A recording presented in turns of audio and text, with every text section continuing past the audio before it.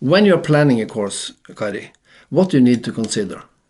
Well, the purpose of the course and the topic will point us to the content, but also the expectations of the students and other scholars and teachers, maybe even the society, will point us to the content of the course. Sounds like this could be called just content. Yes. Yes. When planning a course, the purpose of the course and the topic we are teaching will be pointing us to the content. What do we need to teach to fulfill the purpose? There will also be expectations from the students, other scholars and teachers, and maybe customers or society. Here's an example.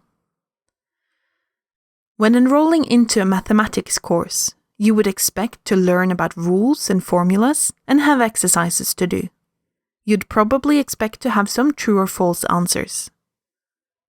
In a philosophy course, you would expect to learn about the thoughts of some great thinkers, and you would be justified in expecting to take part in discussion. And a dancing lesson without practicing steps to music would just be sad. The resources at hand might limit how and what you can teach. And the time span and estimated workload needs to be considered when identifying the content.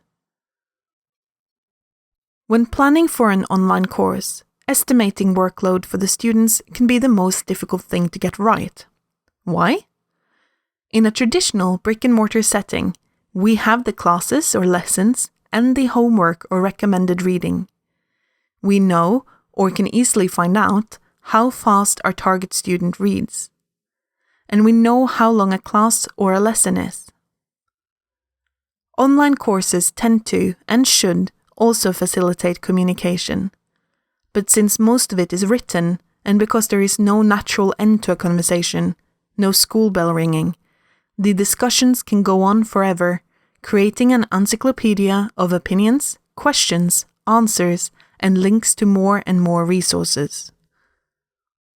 Usually, the knowledge we are trying to teach can be separated into two levels: essential and supplementary.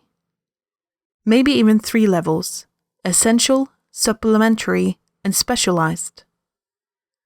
Making sure content and workload match the learning goal and target group require a clear communication of these levels to keep students from drowning themselves in an online tide wave of resources. Here's an example. This video is a learning resource in a course where the videos are essential, the textbook is supplementary, and the rest is optional or specialized. Meaning the videos will get you through the course and assignments, but only by reading the associated chapters in the textbook will you gain a deeper understanding. All the other resources, the optional ones, are specialized and only meant for a few.